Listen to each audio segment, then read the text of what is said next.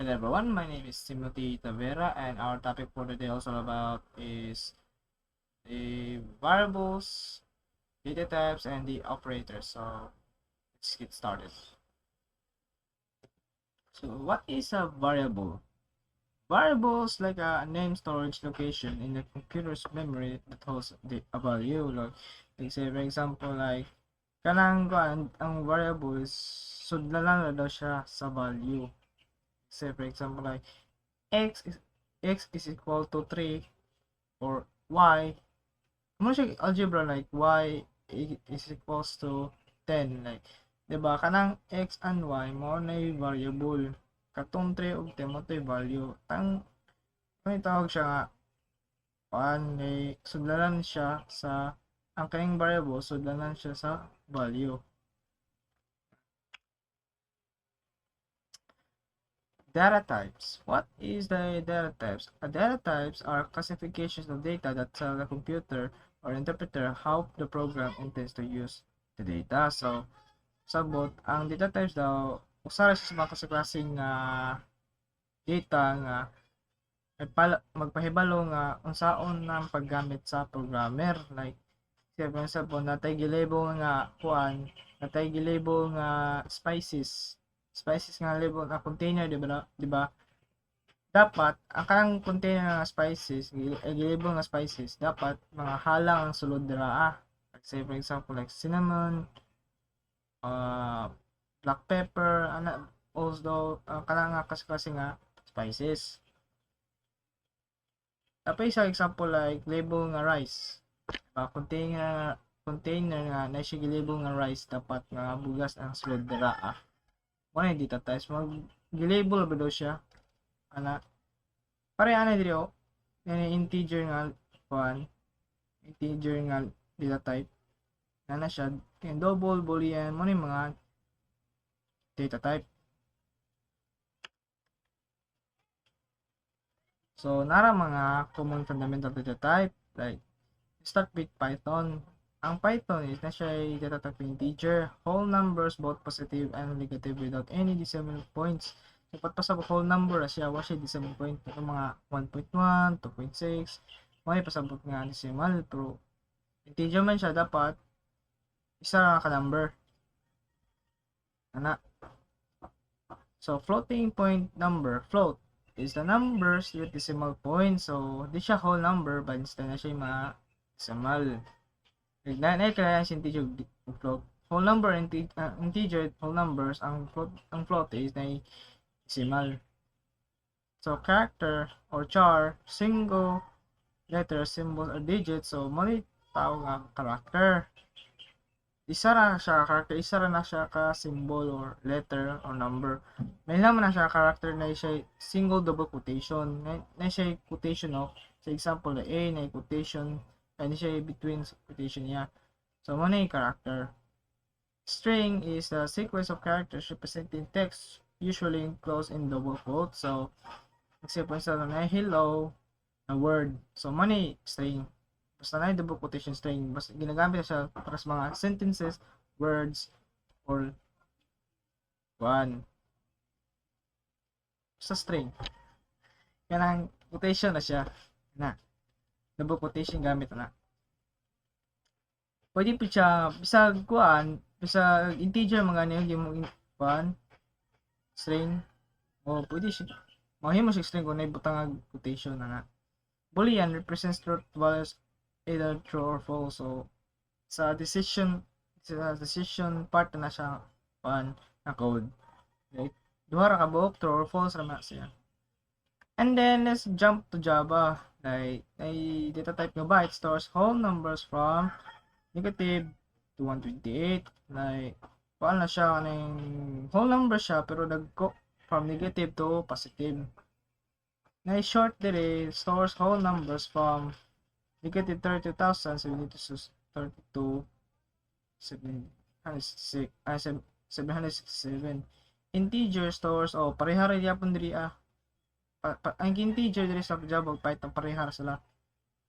Ang kining long na data type stores whole numbers from kanang number. So taas na siya. Taas kung naka-input na number nga taas, dapat long nga data type ang gamit mo. Ang double stores fractional number sufficient for storing 15 decimal 15 to 16 decimal digits. So kining double murag hapit-hapit rin sa float. Kay ang float is murag 6 to 7 nga 67 nga decimal digits, while ang double is 16 to 15 to 16. Mas dako ang double case sa float. Operators, they are the symbols or keywords in programming languages that perform operations on one or more operands.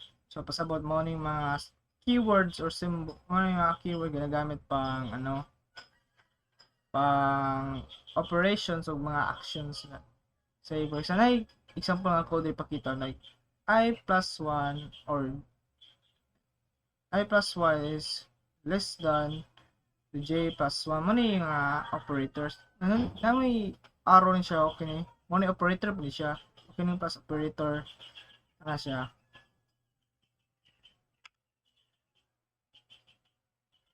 Mathematical calculation, addition, subtraction. So, paano siya? Pareha na muna yung mga operator. Arithmetic operators tawag siya. So, addition, subtraction, multiplication, division, modulo, increment, decrement. Comparison, checking if values are equal. So, ang comparison daw kadto ng duha ka equal. Milhan na siya, duha ka equal. Kung isa ra ka equal na siya, tawag na assignment. Kung assignment operator na siya, kung duha ka comparison na siya. Karang comparison, gina-compare na sila. Kung gina-compare ang both numbers kung equal ba siya or dili. Logical operators combine or negative boolean or true or false ang values. Assign values to variables, mo pasabot na isa ra siya ka-equal. Pag duha ka ka-equal, comparison na siya. Bitwise operation, manipulating individual bits of data. So, kunya na siya. The comparison relation operators, these operators compare two operands and return a boolean value. So, nara muna ang comparison, duha ka equal. Equal to nga siya. And then, isa ka ba operator na not equal to. Ngayon, ang not na siya, ang not negation na siya, kanang na-equal daw, kanang exclamation negation na siya. Greater than, less than, greater than or equal to, naras mga algebra. Ano yung mga operators. Logical operators, these are operators perform logical operations, booleans like may logical nga and true if both operands are true. True siya pag duha ka true. May lang siya kani nga symbol duha ka and. And then logical or the true if at least one operand is true. So mo true siya pag isa ka true. Ano yung mga symbols? Assignment operators. So, muna yung mga symbols. So, and assign, subtract ang assign, daga pa muna siya. So, bitwise operation. So, these are operators. These operators perform operations on individual bits. So, kanya mo siya, mura siya logical yapon. Na siya on, XOR, not, left shift, on, and so on. So, naghan pa man siya. Tingnan niya ang mga operators, bitwise niya. Unary operators. These operators operate on a single operand.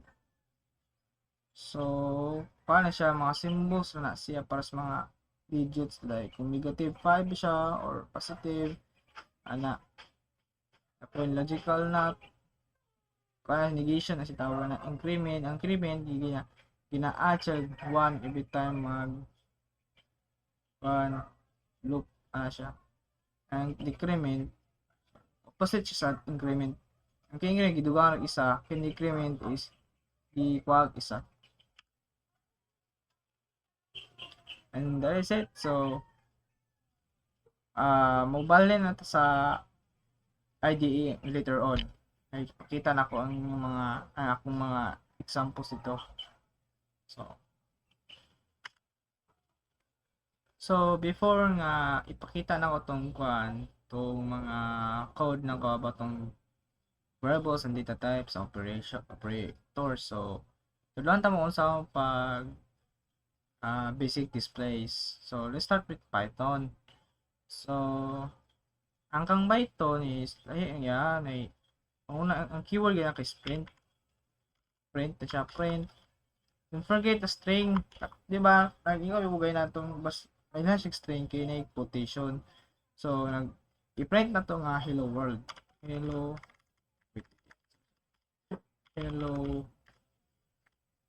world. Ana, di ba? Muna string na siya, word to words na siya. So i-run na to na. So hello world, na print siya. So muna yung print statement niya sa Python. Na isa pwede po print pwede pa isa word. Pwede pa siya inanarang quotation, single double quotation like hello. Siya, pwede na siya. And then mura siya yapon. It's either double or single quotation. As for Java is anak ang Java. Yung print statement is system.out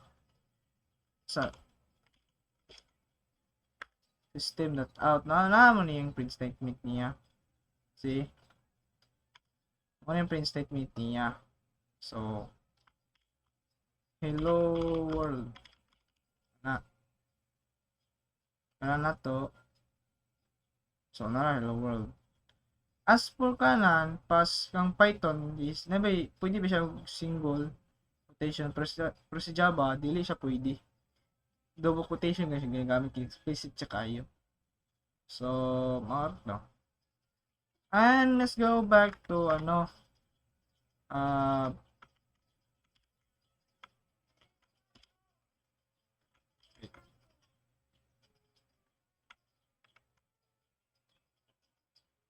let's go back to nain ko na to.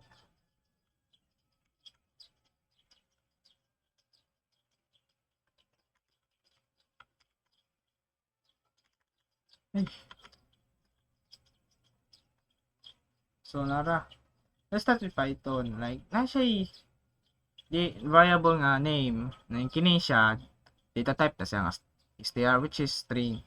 So string na siya na word na name nga John. So name man siya. So na siya variable nga name. Napay ko Andrea location nga variable is New York siya.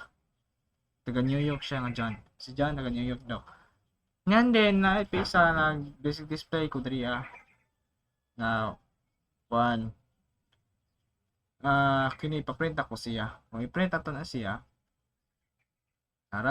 hello John from New York. Yun as you can see, yan yung pag code. Simple, basic na siya, string. So, kining f sa print statement is format string siya tawag pasabot na ang format embedded na ko ang data sa sulod sa string. So mo niyang naghimo ko word na hello and then name po ang resulta na hello John. Pareha gyapon dire from New York siya.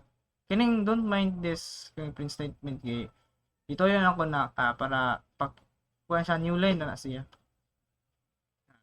Ako integer dire si integer age is integer nga integer na data type is 20. Month is month 10 na siya 10 na say i-print na ko mo siya ang age is 20 and the month is 10. So so can see the float is the quantity is equals to 10.5. So may float iyan ang yung decimal siya ba, decimal. Unlike sa integer kay whole man siya kay decimal man. Siya quantity 10.5 na siya variable nga pi nga 3 ang value niya guys gi-assign lang siya i-declare ko ng variable nga pi gi-assign na ako siya 3.141 something. So So nag-kuan ko diri nag-print statement ko nga format string. Would you like to buy the quantity? Pasabot na, would you like to buy 10.5 item? Na same goes for here. Okay, kira na ko na nato na. So nara yang resulta. As for boolean nga data type, diba true or false ba siya? So nagbutang kag online nga declare kag variable nga online, gasan na ako siya as true. Same goes po din ay false ni ang team true. So yeah, ang himo ko print statement nga gamit ko if for string are online. So ang resulta ani is true. Kay true man gibutan ako diri. Then sa ubos is ang age is false, 25. Ang age dapat na i-sample ako siya diri 20 ang age na ko diri. So 25 which is false, dapat 20 dapat sodra. So kini mo dyan, so true. True, ibutan ako like true. So i-run ato na. So nara. Wala siya. Ay oo, by the way na po si Java po di. Inani si Java. Kini si Java, ang kayaan si between ni Python and Java, si Python is dynamic siya, while si Java is explicit. Kay si Python, diretso sa rabang yun, di man siya kayo strict masyado. Kung si Java, strict siya kayo, kailangan siya ngayon, ipaibalo na to si compiler nga, kuha na siya, isa siya nga kasi data type, ang gamito na ko siya nga, na string siya, kay string atong kailangan na to. String location na ang resulta na same gyapon sa diri diba ni kalayan diba kalayan siya kalayan mas taas din siya kini so integer 20 then dapat 20 natin so wala na to na siya so nara hello John from New York 1020 ay 10 na siya diba explicit siya kayo napaisa diri so ang float is butangan ito siya F sa pinakatumay kay float man siya di po siya pwede mawala kay mag error man like example like nasa yung error may kulang man siya so butangan siya F na to dira so as goes for here same gyapon resulta gyapon so mara so let's jump to operators nay sample diri ang nag-plus ko nag-declare ko variable nga na 1 is equal to 5 same goes for num2 nag-assign ako siya 5 so naghimo ko nag-declare ko ba ang variable nga result is equals to num plus 1 num1 plus num2 so kining duha i-plus na ko ni siyang duha yang gi-print statement ako siya ay nag-display din kung result niya. So, pira na to namin mo siya 10. Say natin. I-plus man.